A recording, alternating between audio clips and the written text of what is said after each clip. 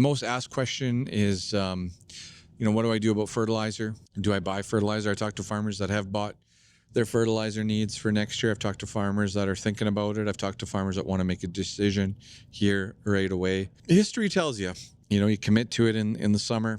I don't know, 95, 97, 98% of the time, it's the right call. And so this year, I don't know if this is a one-off. I just think you'll get multiple stabs at it and multiple tries. Do I know that with 100% certainty? No. But that's my feeling right now. So, if you bought it, again, you might be the smartest person here in the prairies. If you didn't buy it yet, I'm kind of with you. Just trying to stay patient here, just a little bit.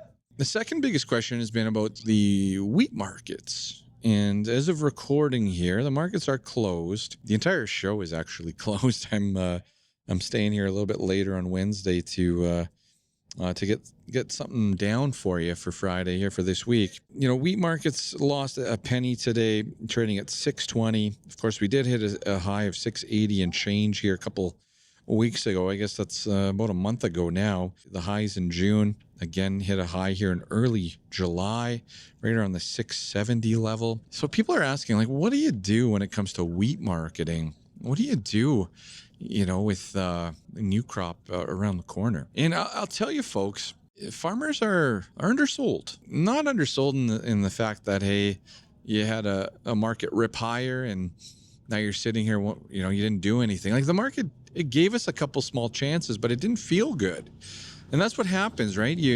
I think Susan Stroud was on the show, weeks back now, saying when you're not feeling confident in the markets, when you're not feeling confident in your decision, that's often the right time to be a seller. And man, I have to look up the date of that episode, but I believe she may have called the high in the wheat market on that one. And I said it in my talk. I think that from marketing wheat, I understand Russia and Ukraine have a slightly smaller crop compared to last year. I understand, the same thing in the U.S. and Canada. We have it looks like a smaller crop here across North America as well. And so, maybe we're not extremely bearish, the wheat market. We'll still make a harvest low. But I think the big problem for me is that the basis levels for new crop are not nearly attractive enough. And I don't even know if you'd call them honest numbers yet. I think basis, it comes here. Maybe a few companies are a little bit more transparent, but there's some pretty crappy basis levels out there, and resulting in a net price that just does not get anybody excited. The wheat marketing, I believe, is a series of small wins that you're going to have to put together. I said it in my talk on Tuesday, but maybe you get a basis chart and figure out a basis strategy. Maybe you set some tight targets on futures rallies, try to pick up 25, 30 cents in a futures rally instead of waiting for that big move higher.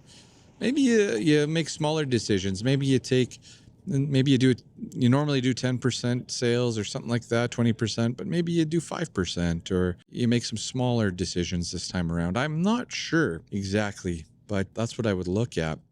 I think futures, you got to reward the small gains that you get, pick out those levels of resistance, get some sales on. You've heard this before. The market does not care about your break even.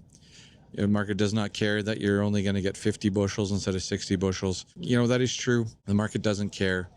It's just really hard to pre-sell wheat here at a loss. That's been my struggle here as well. Maybe you got a brokerage account and there's a few little strategies you can look at there. Tinker some strategies, get yourself to a level of, profitability or break even. Yeah, that's what I would be looking at here for wheat. The fertilizer's been a big one. Wheat's been another big one. And then pulses. I think the yellow pea market is one of bigger concern for me, just because tariffs in China. I know China's buying a little bit of peas from us, but that's a worry. India being out of the market here on the buy side's a little bit of a worry as well.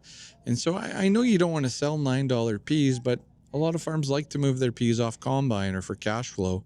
How bullish should you be right now? When I look at the crop marketing handbook, and I look at the time of year, this is a time where, and I'll talk about this in eating your veggies, but you really need to dial it in on cash flow. And you really need to, pick those crops that if you have to sell something for space or for cash, it's decision time there. All right. So I've been obviously at the show all week here, and I would say, the general mood here from farmers is, from a crop marketing perspective, is, not a lot of optimism price wise. Understandably, we are in sideways to lower trends right now in a lot of these markets. But that resonates, from the crowd. I talk to farmers about being bold, being bold in decisions, being bold on your crop marketing. We've been flying the crop marketing pirate flag here all week, and just that, I know the outlook is a bit difficult right now. It certainly was worse, especially you think canola a few months ago. That canola situation's a lot better.